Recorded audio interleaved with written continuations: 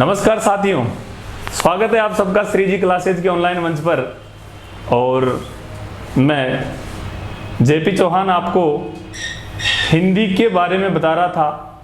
हिंदी के कुछ महत्वपूर्ण बिंदुओं के बारे में आपको अवगत में करा रहा था अब तक। इसी श्रृंखला में आज हम जिस प्रकरण पर चर्चा करने जा रहे हैं वो है अनेकार्थक, यानी कि हमारा जो अगला प्रकरण रहेगा उसका नाम है अनेकार्थक। जैसा कि आप पीछे बोर्ड पे देख पा रहे हो, ये अनेकार्थक प्रकरण जो हमारा है, सभी प्रतियोगी परीक्षाएं जिनमें हिंदी के प्रश्न पूछे जाते हैं उन सभी में इस प्रकरण से संबंधित 1, 2 या 3 क्वेश्चन पूछे ही जाते हैं।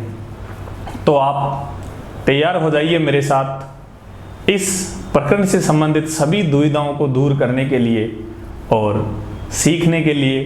फिर वही नई नई चीज़ें क्या क्या होता है आप आगे देखते जाइए।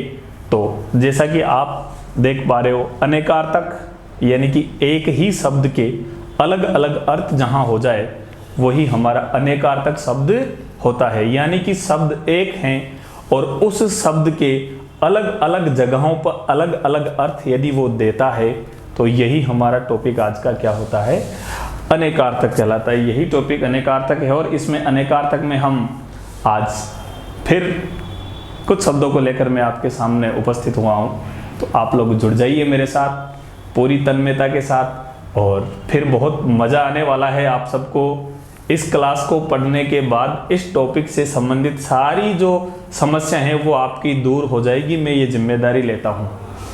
आपके चाहे कृषि प्रेक्षक का पेपर हो, आपके एसआई का पेपर हो या फिर पटवार हो, ग्राम सेवक हो, एलडीसी की वैकेंसी हो, सभी में इस प्रकरण से संबंधित प्रश्न जरूर पूछा जाता है। तो आप लोग पूरे ध्यान से इस पूरे वीडियो को जरूर देखें, आपके लिए ये फायदेमंद साबित होगा। चलो शुरुआत करते हैं अनेकार्थक में। आज पहला शब्द जो मैं लेता हूं यहां वो है हमारा अमृत। अब अमृत किस किस को अमृत कहते हैं, अमृत के कितने मायने हैं, ये सारी बातें जिसमें हम चर्चा करेंगे आज, वही हमारा अनेकार्थक में आप समझ जाओगे भी कि मैं क्या कहना चाहता हूं। अमृत के क्या क्या अर्थ होते हैं, किस किस चीज को अमृत कहा जाता है। तो सर्वप्रथम यहां कहा जाता है अमृत पारा को। पारा एक धातु होती है जो तरल रूप में हमें मिलती है। आप जानते हो पारा होता है मरकरी, उसको भी अमृत बोलते हैं। उसके साथ बोलते हैं अमृत किसको, स्वर्ण को। किसको बोलते हैं, स्वर्ण को अमृत बोलते हैं, सोने को अमृत बोलते हैं। और इसी के साथ जल को अमृत बोलते हैं। आप जानते हो सब किसको, अरे जल ही जीवन है। इसी के साथ दूध को अमृत बोल देते हैं। किसको, दूध को अमृत बोलते हैं। और इसी के साथ किसको बोलते हैं, घी को भी अमृत बोल देते हैं। घी को घृत भी कहते हैं। तो अमृत, अब शब्द एक था अपने पास अमृत, और अमृत के ही अनेक अर्थ हो गए। पारा अमृत हो गया, स्वर्ण अमृत है, जल अमृत है, दूध और घी भी अमृत है। तो इसी प्रकार ये पहला शब्द आपका अमृत। आप इसी क्रम में इन शब्दों को आप याद रखते हुए चले कि किस किस शब्द के क्या क्या अर्थ होते हैं। अगला शब्द ले रहा हूं मैं अपना अधर। अब अधर के कौन कौन से अर्थ हैं जरा देखो। अधर शब्द का अर्थ क्या होता है तो मैं आपको बताऊं प्यारे बच्चों, अधर का अर्थ एक तो होता है मध्य। आपने सुना भी होगा कि अधर झूल हो गया, अधर में अटक गया, अधर में लटक गया। अधर झूल होना, अधर झूल होना यानी कि बीच में लटक जाना, ना ऊपर के रहे ना नीचे के, ना इधर के रहे ना इधर के रहे। तो अधर शब्द का मतलब मध्य होता है। अधर शब्द का अर्थ नीचा होता है। अधर का अर्थ क्या होता है, नीचा होता है। अधर का अर्थ शून्य होता है। क्या होता है, शून्य। और एक होता है अधर का अर्थ ओष्ठ। और अधर का अर्थ क्या होता है, ओष्ठ होता है। शायद आपने सुना हो ना सुना हो, लेकिन कवि सूरदास जी की एक रचना है जिसमें वो भगवान कृष्ण के बारे में बताते हैं। तो एक जो गोपिका होती है वहाँ की, ब्रज की जो एक गोपिका होती है भगवान कृष्ण जब मथुरा गोकुल छोड़कर मथुरा में जाते हैं, मथुरा में से उनको लेने आ जाते हैं वो अक्रूर जी, तो उनके साथ कृष्ण जी वो जो बरसाना उनका वो जो गांव था जहां नंद बाबा के पास वो रहते थे, उस गांव को छोड़ के वो कहाँ चले जाते हैं, मथुरा चले जाते हैं। तो मथुरा जाने के बाद जो वो गोपिकाएं हैं, वो जो गोप ग्वाला है, वो उनको याद करती हैं, वो औरतें, वो महिलाएं, वो सारी की सारी, और भगवान कृष्ण को याद करके वो गाती हैं एक कि मोर पखा सिर ऊपर राखियो। तो वो ऐसे गाती इसको, मोर पखा सिर ऊपर राखी हो, गुंज की माल गरे पहिरोंगी, ओढ़ पीतांबर ले लकुटी में, गावत गोधन संग फिरोंगी, या मुरली मुरली धर की मैं, या अधरान धरोंगी। यानी कि ये मुरलीधर की है, मैं इसे अधरान धरूंगी। अधर का मतलब होठ पर नहीं रखूंगी, और खास तौर पे नीचे वाले होठ को अधर कहते हैं। तो ओढ़ पीतांबर ले लकुटी, यानी कि पीला वस्त्र भी ओढ़ूंगी, लकड़ी भी लूंगी, मोर पखा सिर ऊपर रखूंगी, मोर का पंख सिर के ऊपर लगाऊंगी, सब करूंगी जो भगवान कृष्ण करते थे। लेकिन एक काम, गायें भी चराऊंगी, लेकिन एक काम मैं नहीं करूंगी, और वो कौन सा नहीं करूंगी कि उनकी मुरली वो अधरों पे मैं नहीं धरूंगी। क्यों? क्योंकि उसको अधरों पर धरने का, यानी कि उसको होठों पर सुशोभित करने का जो अधिकार है वो किसको है? सिर्फ भगवान कृष्ण को वो अधिकार है। ये वो इस प्रकार से करती है गोपिका।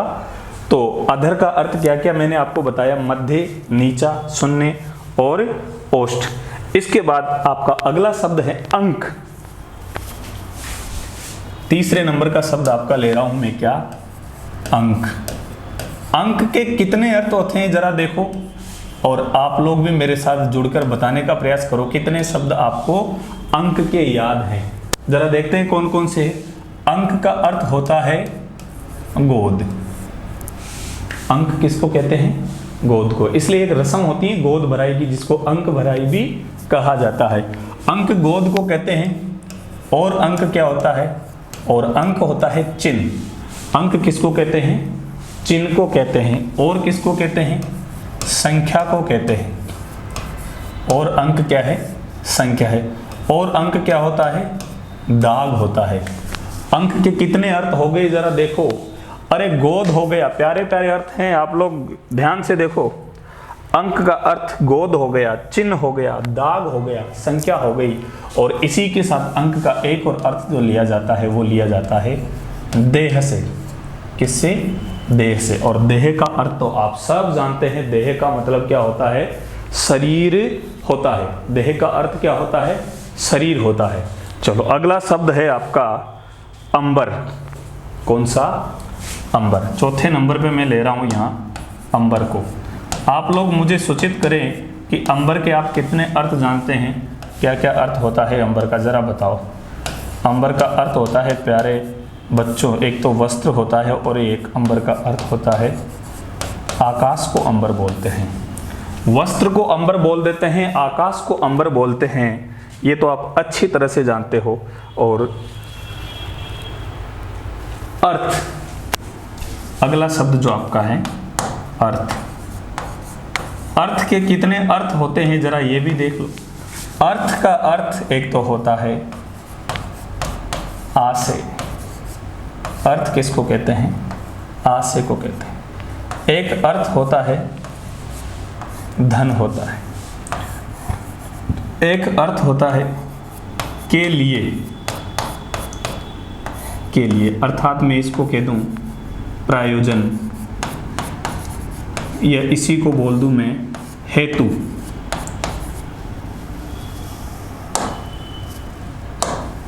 क्या क्या बताया मैंने? अर्थ के 3 अर्थ बता रहा हूं। तो एक तो आशय, एक धन। जब अर्थव्यवस्था की बात की जाती है तो वो बात किससे संबंधित है? धन से संबंधित, धन की व्यवस्था। और जब आप कहते हैं कि सेवार्थ आइए, तो वहां क्या हो जाता है, प्रयोजन के लिए, सेवा के लिए आइए। और जब आप कहते हैं कि इसका अर्थ क्या है, तो वो क्या पूछता है वहां, वो पूछता है आ से पूछता है, मतलब पूछता है। समझ गए, प्रयोजन हेतु। ये सारे अर्थ के अर्थ हो गए। जरा देख लो एक बार, सभी शब्दों पे नजर दौड़ा लो, फिर आगे कुछ और शब्दों की बात करते हैं। सबसे पहले हमने देखा क्या, अमृत। अमृत का अर्थ होता है पारा, स्वर्ण होता है, जल होता है, घी होता है, दूध को अमृत कहते हैं। उसके बाद अधर आया, तो अधर का मतलब मध्य होता है, अधर का मतलब नीचे होता है, अधर सुनने को बोलते हैं, अधर होठ को भी कहते हैं, ओष्ठ को अधर कहते हैं। और इसके बाद शब्द आया अपने पास अंक, तो अंक का मतलब गोद होता है, चिन्ह होता है, संख्या होती है, दाग होता है, देह होती है। अंबर, अंबर का मतलब वस्त्र और आकाश आप जानते हो, बहुत सामान्य सा शब्द है ये। अर्थ आ से होता है, धन होता है, और के लिए प्रयोजन हेतु, ये हेतु क्या हो गया, ये हेतु। ठीक है, चलो देख लो एक बार, आप नजर दौड़ा लो।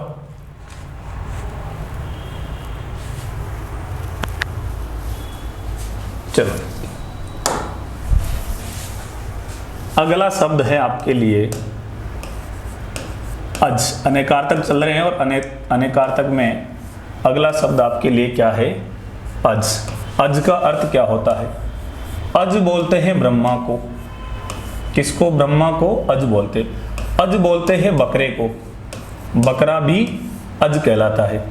अज किसको बोलते हैं, जो जन्मा न हो, जो जन्मा न हो, यानी कि जिसका जन्म नहीं हुआ हो, वह भी अज कहलाता है। और एक राजा दशरथ के पिता भी अज थे। भगवान राम के पिता थे दशरथ, और दशरथ के पिता कौन, अज। राजा दशरथ के पिता का नाम भी क्या था, अज था। तो अज के चार अर्थ हो गए आपके, ब्रह्मा, बकरा, जो जन्मा न हो, अ का मतलब नहीं, ज का मतलब जन्म लेने वाला, यानी कि जिसका जन्म ही नहीं हुआ वो अज है। और जो दशरथ के पिता थे उनका नाम भी क्या था, अज था। इसके बाद आम, ये तो आप जानते हो क्या क्या होता है आम का अर्थ। एक तो फल विशेष, फल होता है आम, अच्छी तरह जानते हो आप इस बात को। एक फल विशेष हो गया, एक साधारण को भी आम बोलते हैं, साधारण। और एक मामूली, बहुत ही छोटी सी बात, आम बात है, मामूली बात है, वो भी आम है। तो आम के क्या क्या अर्थ हो गए, फल विशेष हो गया, साधारण हो गया और मामूली हो गया। चलो अगला है अरुण। अगला शब्द है आपका 8वें नंबर पे अरुण। अरुण के क्या क्या अर्थ हैं जरा देखो।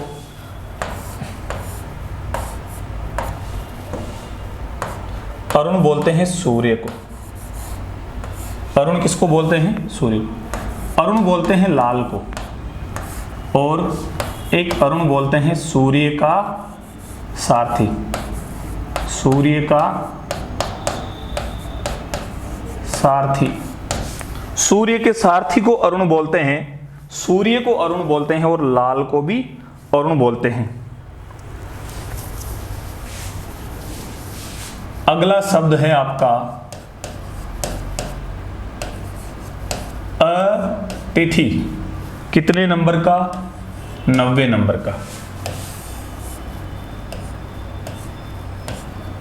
अतिथि, एक तो भगवान राम के पुत्र कुश का बेटा, भगवान राम के जो पुत्र थे कुश, लव और कुश में से जो कुश हैं, उनके बेटे कुश के बेटे का नाम, यानी कि राम जी का पोता। राम जी का बेटा तो कुश, और कुश का बेटा अतिथि, उसका नाम था अतिथि। और किसको बोलते हैं, मेहमान को बोलते हैं।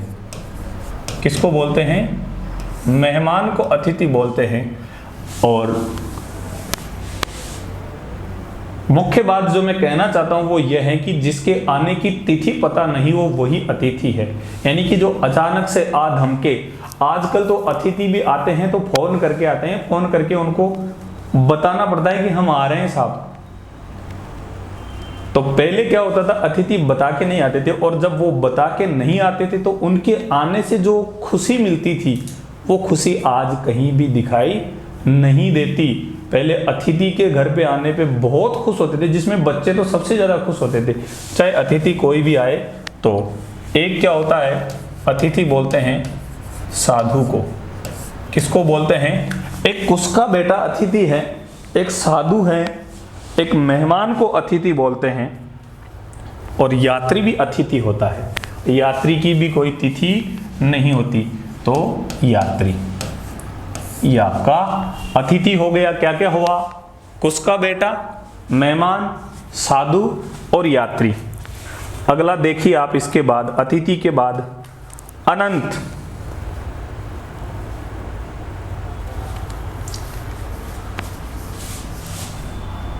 दसवें नंबर पर है आपका अनंत। अनंत क्या है? जिसका अंत ना हो।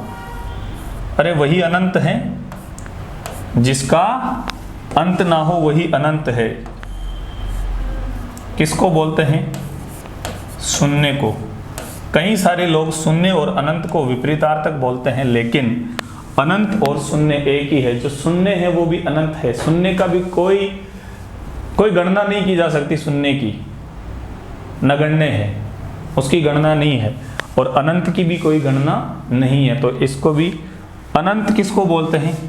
आकाश को अनंत बोलते हैं।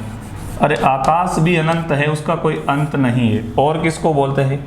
ईश्वर को अनंत बोलते हैं। ईश्वर भी अनंत है, ईश्वर का भी कोई अंत नहीं है, भगवान का भी कोई अंत नहीं है। तो शून्य अनंत है, आकाश अनंत है, ईश्वर अनंत है। शेषनाग ईश्वर विष्णु को बोलते हैं, विष्णु को बोलते हैं, और शेषनाग को अनंत बोलते हैं। और सामान्य अर्थ तो मैं आपको बता ही चुका हूं कि जिसका अंत ना हो वो अनंत है। तो फिर आपके सामने 5 शब्द उत्कीर्ण हैं, देख लो एक बार, आप इनको नजर दौड़ा लो इन पे। अज ब्रह्मा है, बकरा है जो जन्मा न हो, जो दशरथ के पिता है। आम एक फल विशेष, साधारण या मामूली। अरुण सूर्य को कहते हैं, लाल को कहते हैं, सूर्य का सारथी जो होता है उसको अरुण कहते हैं। अतिथि कुश का बेटा अतिथि है, मेहमान को अतिथि कहते हैं, साधु को अतिथि कहते हैं, यात्री है। अनंत शून्य, आकाश, ईश्वर, विष्णु और शेषनाग को अनंत कहते हैं। चलो आगे बढ़ते हैं। इसके बाद है आपका आत्मा।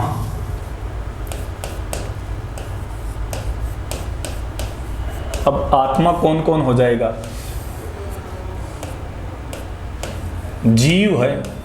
अरे आत्मा चली गई, शरीर रह गया, यानी कि मृत शरीर रह गया। आत्मा यानी कि जीव जब शरीर में से चला जाता है तो फिर बचता ही क्या है? आत्मा चली गई।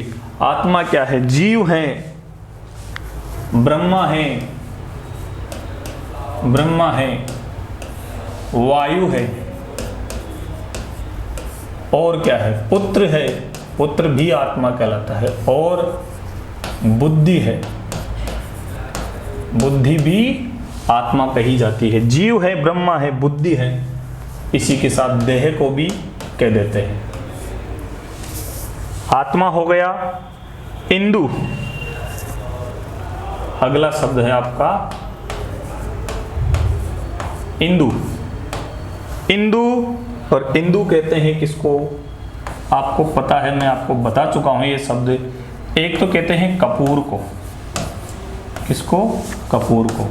या कपूर को कर्पूर भी बोलते हैं, दोनों ही शब्द प्रयोग में लिए जाते हैं। एक कहते हैं चंद्रमा को,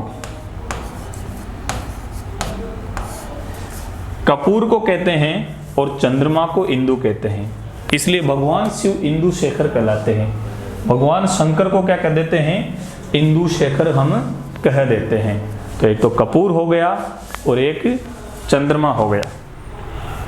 ईश्वर, ईश्वर देखो,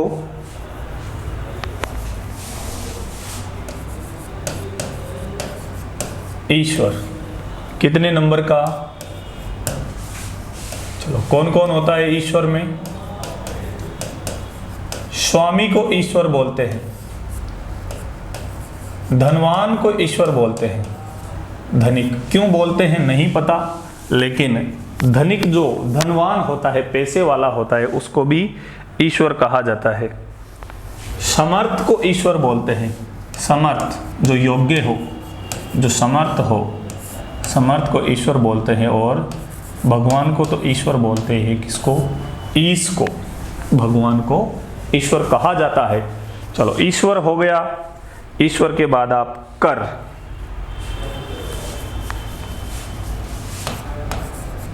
अगला शब्द है आपका कर।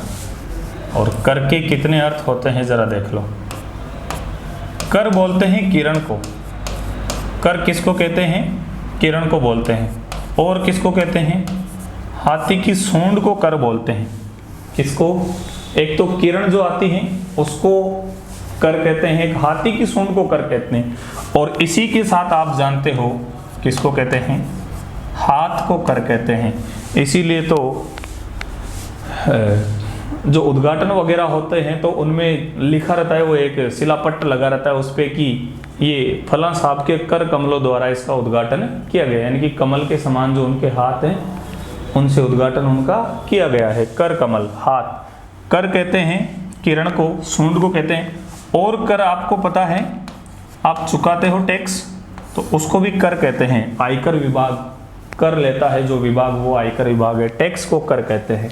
तो कर के चार अर्थ हो गए। किरण को कर कहते हैं, सूंड को कहते हैं, हाथ को कहते हैं और टैक्स को भी कर कहते हैं। इसके बाद अगला शब्द है आपका कनक। और इस शब्द के बारे में तो आप सब परिचित हो, बचपन से पढ़ते आ रहे हो। कनक कनकते सोगुनी मादकता अधिकाय, या खाए बोराए जग या पाए बोराए। तो अब आपने अब तक कनक के जितने भी अर्थ देखे हो, लेकिन यहाँ आप कुछ और देखने वाले हो। क्या होता है कनक? एक तो स्वर्ण होता है। कनक किसको कहते हैं? स्वर्ण को कहते हैं, सोने को कहते हैं। और उसी के साथ कनक होता है धतूरा। क्या होता है? धतूरा एक पौधा होता है जिसके बीज खाने से नशा आता है, तो वो धतूरा कनक है। और किसको कहते हैं? और कहते हैं गेहूं को। किसको? गेहूं को कनक कहते हैं। और पलास वृक्ष आता है एक, पलास का वृक्ष, पलास का वृक्ष।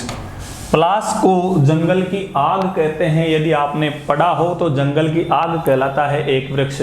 और वो वृक्ष कौन सा है? पलास वृक्ष कहलाता है। उसके जो फूल है वो ऐसे खिलते हैं केसरिया कलर के।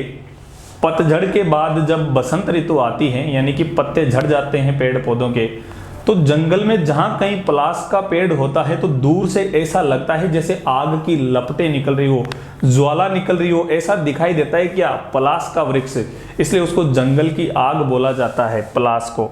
तो पलास भी कनक है, स्वर्ण भी कनक है, धतूरा कनक है, गेहूं भी कनक है। तो ये हो गया आपका कनक। अगला आपका शब्द है, चलो इनको देख लो एक बार, फिर अगले पेज पे चर्चा करते हैं। देख लिया होगा आपने? चलो, अगला शब्द है आपके लिए कला। कितने नंबर का? 16 नंबर का। अब कला के कितने अर्थ हैं? तो कला के 3 अर्थ होते हैं। एक तो कार्य की कुशलता, कार्य कौशल, कार्य करने का तरीका, ये कला है। क्या कला है यार? कैसे कार्य करता है? कार्य कौशल आपकी कला हो गई, कार्य करने का आपका तरीका कला है। एक अंश है, किसको बोलते हैं? अंश को कला बोलते हैं, भाग को कला बोलते हैं। और इसी के साथ फिर आ गई आपकी किरण को भी कला बोलते हैं। इसलिए कलाधारी चंद्रमा को भी कहते हैं। और ये जो देवता वगैरह होते हैं हमारे, इनको भी बोलते हैं। 16 कलाओं का जो चंद्रमा करता है अपने, उसमें दिखाता है वो अपनी 16 कलाएं। तो कुछ इस प्रकार किरण को भी कला बोलते हैं। अगला कुंभ, अगला शब्द है कुंभ।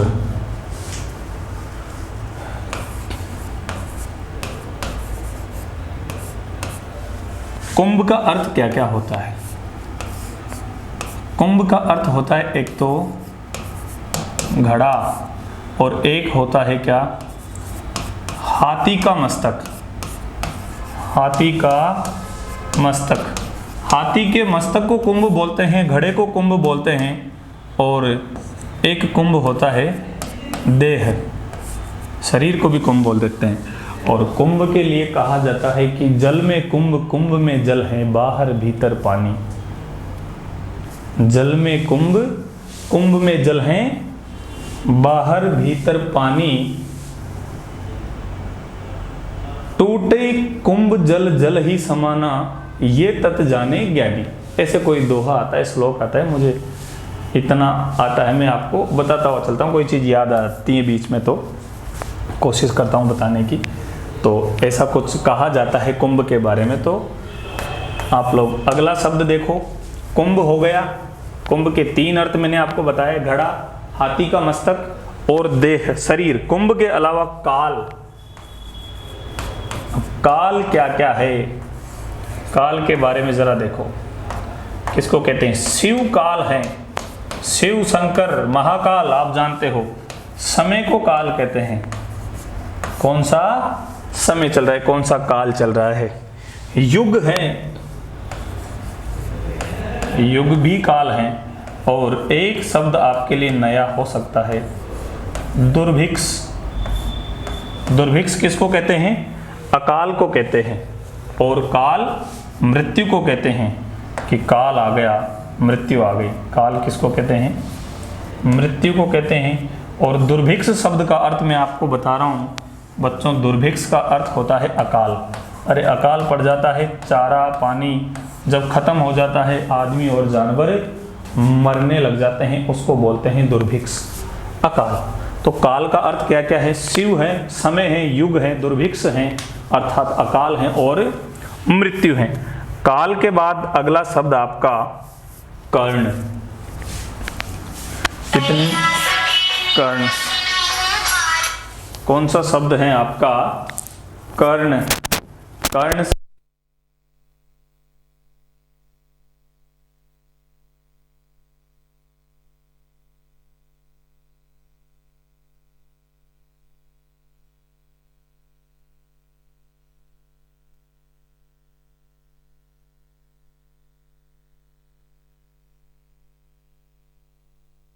हाँ, तो मैं आपको बता रहा था अगला शब्द आपका कर्ण।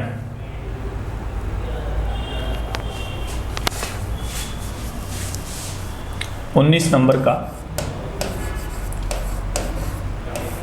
कौन कौन है कर्ण? कर्ण के क्या क्या अर्थ हैं? किस किस को कर्ण कहते हैं?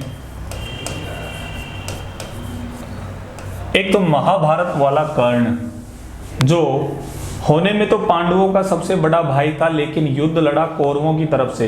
तो एक तो वो था कुंती पुत्र कर्ण, सूर्य पुत्र कर्ण, दानवीर कर्ण जो था, और राधा नाम की स्त्री ने उसको पाला, इसलिए राधा का पुत्र कहलाता है, राधे कहलाता है। राधेय किसको बोलते हैं? कर्ण को बोलते हैं। महान योद्धा था महाभारत काल का एक। भगवान कृष्ण भी जिसके बारे में बोलते थे कि वाह कर्ण वाह। तो एक तो वो कर्ण, एक त्रिभुज की भुजा। अब इसको तो आपसे अच्छा और कौन जानेगा? त्रिभुज की भुजा, त्रिभुज की एक भुजा है कर्ण, शायद सबसे लंबी भुजा है त्रिभुज की ये। और एक कर्ण है आपका जो सुनने का काम आपका करता है, ये कान। कान को भी कर्ण कहते हैं। तो कहते हैं क्या कान भी कर्ण है? राधे कर्ण जो वो महाभारत युग का, त्रिभुज की भुजा और कान आपका, ये कर्ण हो गया। अगला शब्द है आपका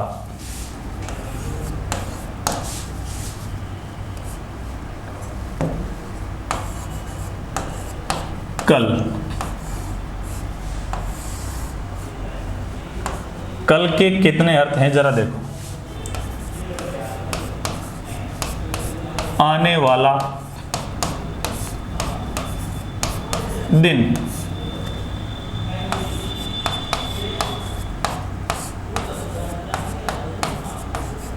बीता हुआ दिन। जो निकल गया वो भी कल था, जो आएगा वो भी कल है। कल मैं आपका काम कर दूंगा, कल मैंने आपका काम किया था। तो दोनों के लिए कल है, आने वाला दिन भी कल और बीता हुआ दिन भी कल। कल का अर्थ होता है सुंदर। कल का अर्थ क्या होता है? सुंदर। कल का अर्थ होता है शांति। कल का अर्थ क्या होता है? शांति। कल का अर्थ होता है पुर्जा। अरे मशीनरी वगैरह के कल पुर्जे आपने सुने हो शब्द। और कल का अर्थ होता है कारखाना। कल कारखाना, ये शब्द भी आपने शायद सुना ही है। कल कारखाने बंद हो गए, कल कारखाने चल रहे हैं। कल के कितने अर्थ हैं? आने वाला दिन, बीता हुआ दिन कल है, सुंदर है कल, और कल का मतलब शांति है। इसलिए हमारी स्थानीय भाषा में भी इस शब्द का प्रयोग इस तरह होता है कुछ प्रकार कि थारे ताई कल न पड़ रही के सातासु बैठ जा। जो हाड़ौती अंचल से संबंधित है वो मेरी बात को समझ रहे होंगे बच्चे कि कल पढ़ना अपनी भाषा में इसी को कहते हैं कि शांति से बैठ जा। तुझे शांति नहीं मिल रही क्या? कल न पड़ रही के तार ताई बैठ जाओ ना, ऐसा कुछ कहा जाता है। तो वो किसके लिए? शांति के लिए कहा जाता है। कल का मतलब सुंदर भी होता है।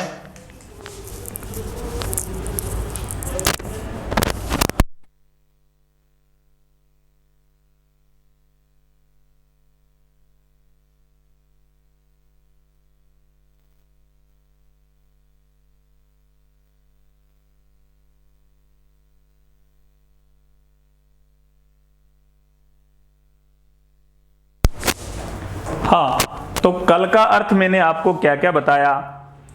एक मधुर ध्वनि, एक शब्द छूट गया इसमें कल का, और वो क्या है आपका? मधुर ध्वनि। जब पानी वगैरह बहता है तो कल कल की आवाज आती है, मधुर ध्वनि भी कल कहलाती है। जल का प्रवाह जब होता है, नदियां वगैरह झरने जहां बहते हैं, कल कल झरने बह रहे हैं, नदियां बह रही हैं, तो कल कल की जो आवाज आती है वो भी कल है। तो आप जरा देख सकते हो कि कल के ही कितने अर्थ हैं। एक ही शब्द है कल और उसके ही अनेक अर्थ निकल रहे हैं। इसीलिए अपना प्रकरण भी क्या चल रहा है? अनेकार्थक चल रहा है। और आप लोग सारे शब्दों पे एक बार नजर मार लीजिए। 20 शब्द मैंने आपको करवाए और 20 के साथ ही यदि आप देखोगे कि तो प्रत्येक के साथ औसतन हमारे 4 शब्द मिलने ही चाहिए। तो ये कुल 80 शब्द मैंने अभी आपको बताए। आशा करता हूं कि सारे के सारे आपको याद रहे होंगे और याद रहने भी चाहिए। सही बोल रहा हूं, आपको याद रहेंगे। आपको परीक्षा की दृष्टि से ये सारे शब्द याद रखने ही रखने हैं और परीक्षा पास करनी ही करनी है। मेरी शुभकामनाएं आप लोगों के साथ हैं। आप लोग निरंतर मेहनत करते रहिए और अब मिलेंगे आगे इसी प्रकरण में कुछ और नए शब्दों के साथ मैं आपके साथ जुड़ूंगा। तब तक के लिए मुझे दीजिए इजाज़त। नमस्कार। और ध्यान रखना, सारे शब्दों को आप एक बार जरूर लिख लेना, ये आपके बहुत काम आने वाले हैं। धन्यवाद।